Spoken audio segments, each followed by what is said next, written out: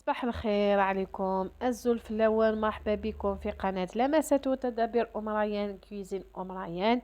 جيت وجبت معايا هاد الوصفة ولا طبق جواز بشيفلور مع الخضر. يعني وصفة صحية ومغذية، تبعوا برك المراحل باش تشوفوا كيفاش حضرتها. دونك نبدأ لا فيديو تاعنا بالصلاة والسلام على خير الأنام، عليه أفضل الصلاة وأزكى السلام. بسم الله، نبدأ في الوصفة تاعنا. هنايا عندي حبة بصلة متوسطة مع حبة طماطم والثوم، راس تاع الشيفلور والبطاطا والقرعة واللفت والزرودية. انا فضلت ندير هاد الجواز بالخضر، يجي واش نقولكم روعة. خصوصا كي زيد هاداك زوج حبيبات تاع اللفت عطات لهم واحد الذوق، واش نقولكم. دونك هنايا في الاشوار تاعي قطعت البصل كيما راكم تشوفوا مع الطماطم تاع الحبه. وهنايا خديت 6 فصوص تاع الثوم، ودرك نرحيهم في صغير.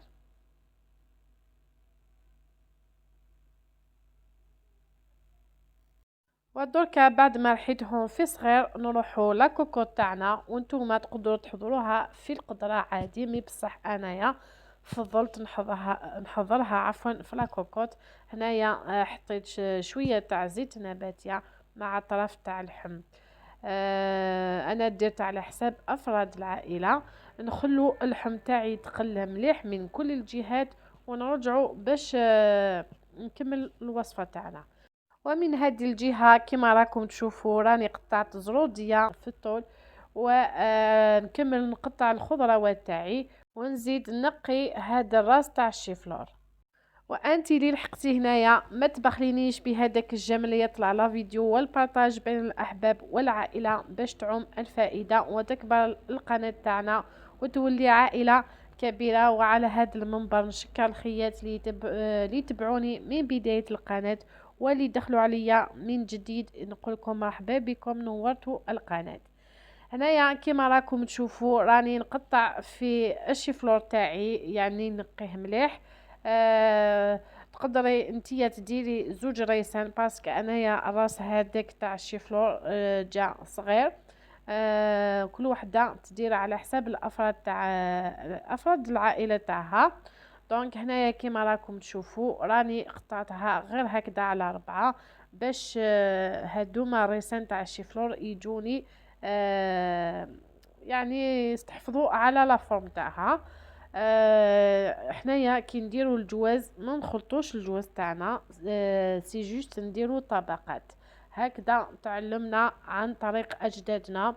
مي بصح دركا نديرها باش تفهموا كامل. وبعد ما نقيت هذاك الراس تاع الشيفلور شللته مليح ورجعته في هذاك لاكاسخول وحطيت فيه الماء، وزدت قطرة تاع الخل ورجعته يغلي قيس 5 دقائق ولا 10 دقائق ونطفي عليه.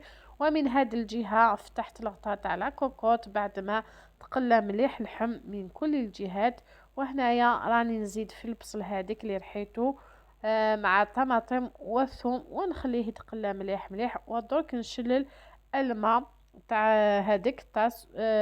كما دايما نقولكم لازم تحطوا شويه تاع الماء كي تقلوا الماكله تاعكم باش ما تديرلكمش هذيك القرحه تاع المعده، او ميم طون يتقلى مليح الماء، تتقلى عفوا مليح الماكله تاعكم.